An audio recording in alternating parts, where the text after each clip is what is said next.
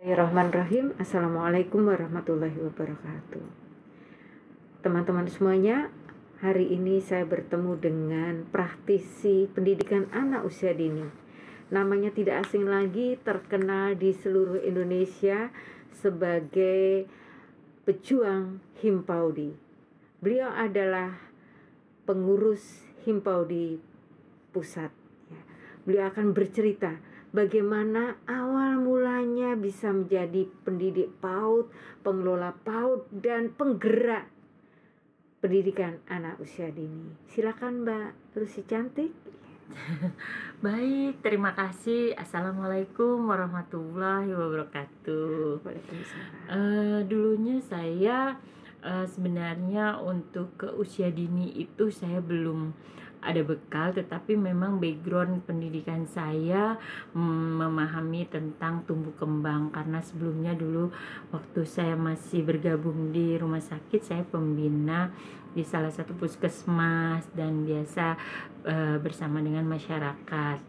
Kemudian setelah saya berhenti, kemudian juga berhenti bekerja karena alasan buah hati saya berdua adalah aset yang harus saya jaga, karena memang saya agak kesulitan untuk mendapatkannya.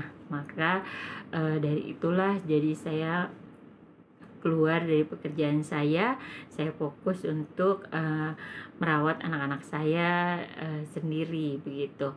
Nah, kemudian saya punya seorang teman yang punya rumah luas sekali dengan halaman juga luas, dan kami melihat di sekitar kami itu ada posyandu gitu ya.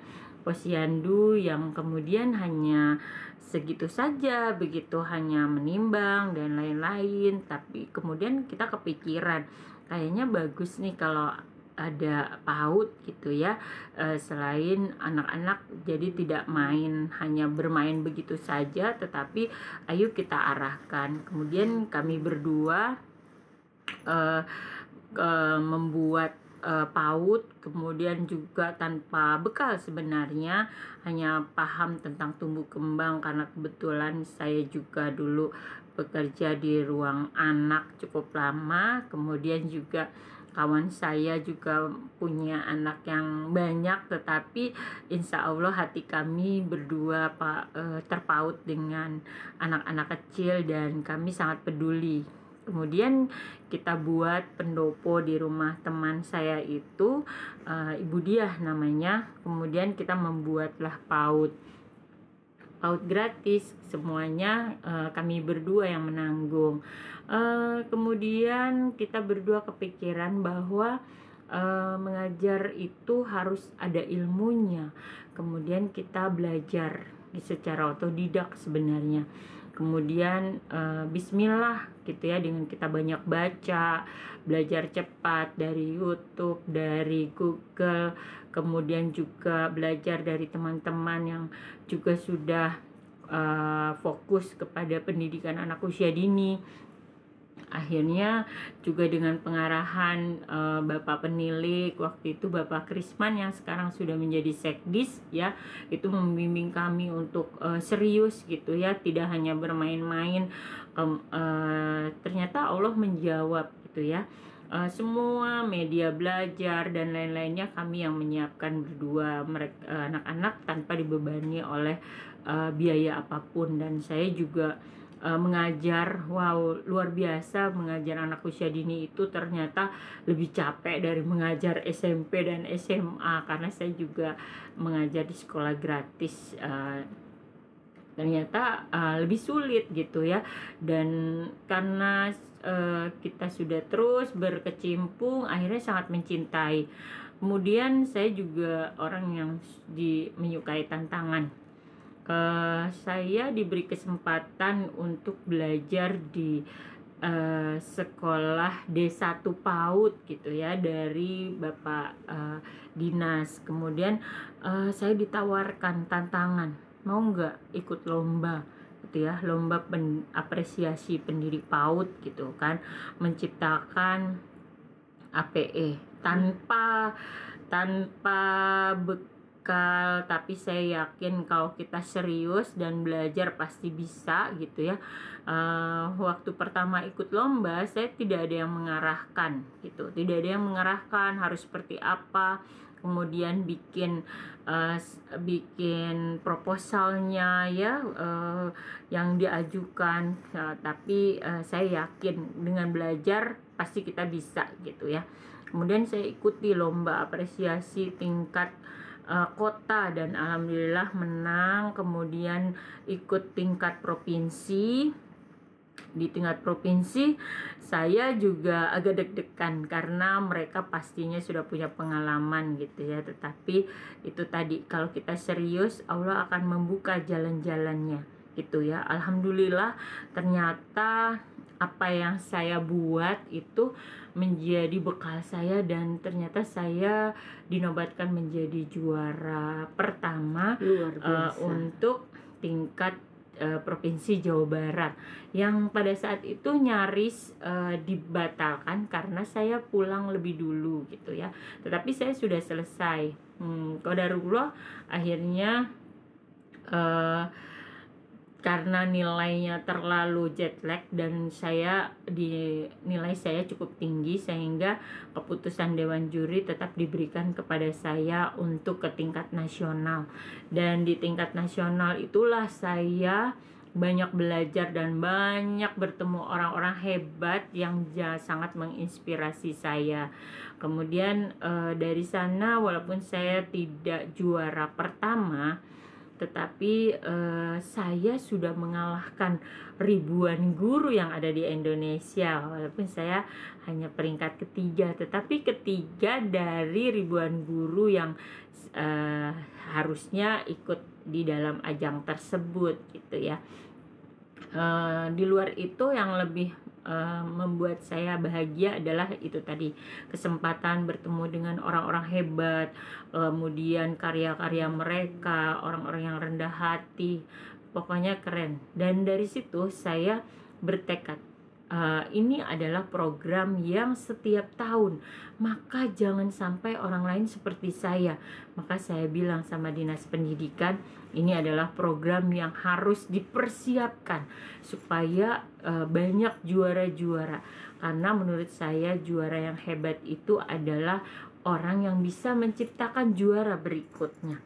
Dan saya beserta tim mempersiapkan hal itu, dan alhamdulillah setelah saya banyak beberapa teman yang juga seperti itu. Nah, seiring perjalanan waktu ternyata sekolah yang saya tempati bersama anak-anak teman saya juga tanahnya harus dijual karena sesuatu hal.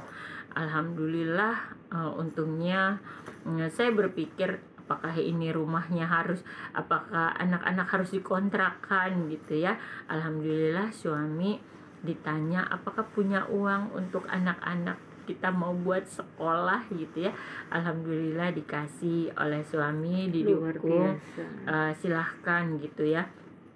Walaupun sebenarnya dari sekolah itu kita non-profit, tetapi mudah-mudahan itu menjadi penyeimbang. Cinta itu melebihi dari apapun gitu ya. Jadi saya sudah terlanjur jatuh cinta pada anak-anak yang ada di sekeliling saya. Ketika anak itu nakal sekali kemudian jadi baik, itu adalah membuat saya menjadi terharu begitu ya. Mudah-mudahan ini menjadi pemberat amal ibadah saya beserta keluarga begitu. Kemudian seiring waktu saya menjadi ketua Himpaudi saya ikut bergabung kemudian dengan Himpaudi. Kemudian saya berbeda memang penampilan saya dari teman-teman saya, tetapi disitulah saya ingin menyampaikan bahwa dengan berkerudung yang seperti saya sekarang ini tidak menghalangi kita untuk berbuat lebih gitu ya. Kemudian saya diberi kesempatan menjadi pengurus. Selanjutnya saya juga diberi kesempatan oleh Allah menjadi ketua Himpaudi di Kota Bekasi. Dan dari situ, setelah saya juara, kemudian saya banyak berbagi kepada orang lain dan semuanya non profit. Allah ternyata ingin membayar saya melalui saya ikut mendaftar menjadi asesor di BAN gitu ya. Luar biasa. Karena saya belum pernah melamar pekerjaan. Kalau dulu saya bekerja itu karena saya masuk 10 besar di sekolah. Jadi saya belum pernah melamar. Ketika melamar jadi saya sesuai dengan apa yang diminta.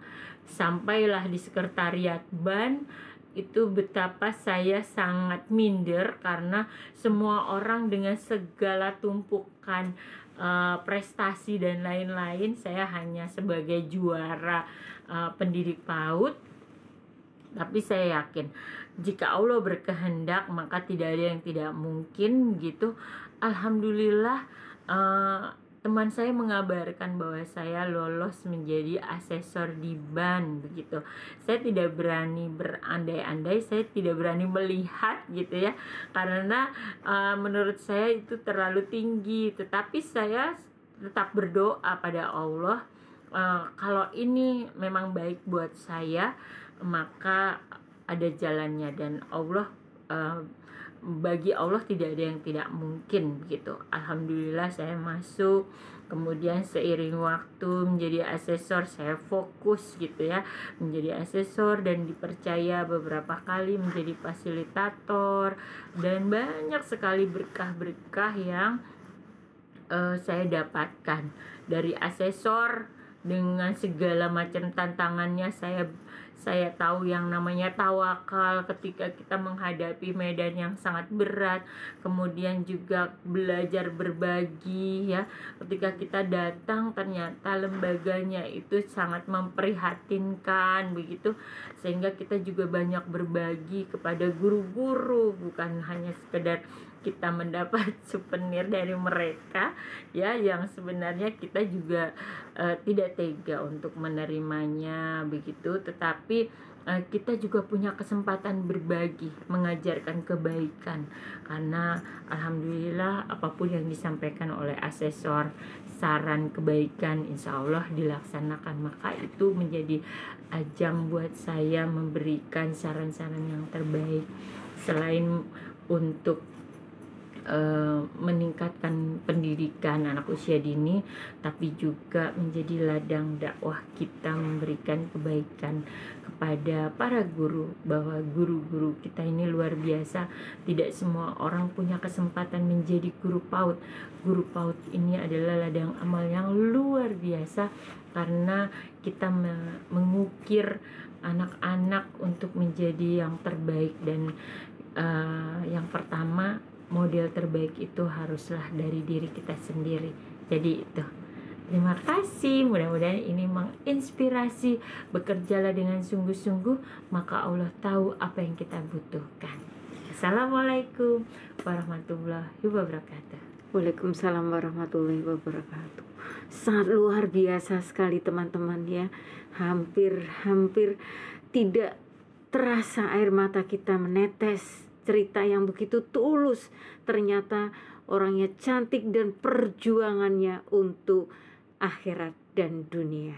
Itulah pesan saya, tirulah, teladani Mbak Rusi yang cantik ya. Terima kasih, jadi amal baiknya. Alhamdulillah ya.